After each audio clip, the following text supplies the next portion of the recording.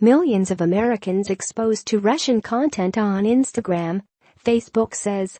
Washington, Reuters, about 20 million Americans may have seen Russian-backed content on Instagram in the run-up to the 2016 U.S. presidential election, Facebook Incorporated disclosed on Wednesday as lawmakers questioned tech companies about Russia's use of social media to try to influence the vote. Senate Intelligence Committee members questioned lawyers for Facebook, Twitter Incorporated and Alphabet Incorporated's Google for a second day as part of a broader investigation into alleged Russian interference in the election campaign. Facebook, the world's largest social media network, again came under the most scrutiny from lawmakers, who expressed frustration with the company because of its role in targeted marketing on the internet.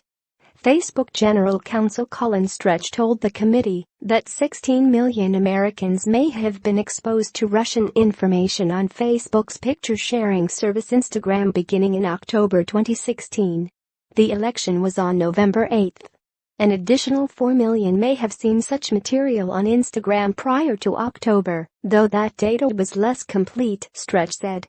The Instagram figures were in addition to the 126 million Americans who may have seen Russian-backed political content on Facebook over a 2-year period, a number the company disclosed earlier this week. The company's visit to Washington this week reflected shifting political fortunes for the U.S. technology industry, which after decades of enjoying relatively little regulatory scrutiny has found itself on the defensive in recent months on a wide array of policy issues.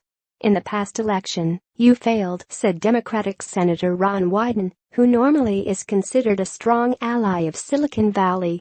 U.S. intelligence agencies have concluded that Russia interfered in the campaign, including through use of social media, to try to influence the vote in favor of Republican candidate Donald Trump.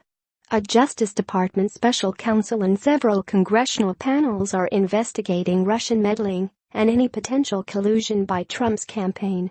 Moscow has denied any interference and Trump has said there was no collusion. Democrats and Republicans both said in Wednesday's Senate Intelligence hearing that the tech companies need to do more to police against foreign government abuse on their platforms. Some Republicans, however, sought to distance the scrutiny of the companies from questions about the legitimacy of Trump's election victory. Richard Burr, the Republican chairman of the panel, said it was impossible to measure the impact or know the motivation of the Russian operation to spread political material on social media. Any conclusions that Trump benefited from Russia, perhaps in a decisive way, to win the White House ignored the complexity of the issue, Burr said.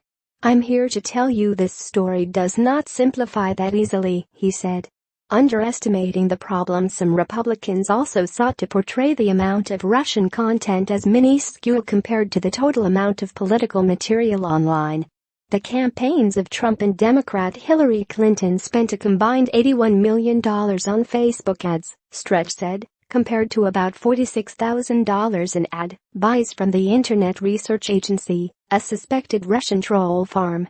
Senator Mark Warner, the top Democrat on the panel, said he was disappointed the companies appear to be confining their reviews just to information linked to the Internet Research Agency and suggested there could have been far more Russian content that has not yet been detected. Warner also said he believed that Twitter was vastly underestimating the amount of fake and automated accounts on its platform. He cited independent research that has estimated around 15% of Twitter accounts are fake or automated. Sean Edgett, Twitter's acting general counsel, said less than 5% of its accounts were automated.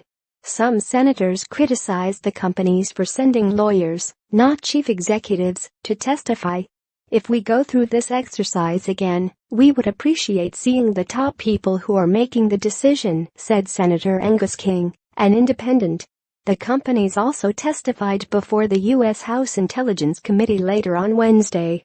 Reporting by Dustin Volts. Additional reporting by David Ingram. Editing by Francis Carey.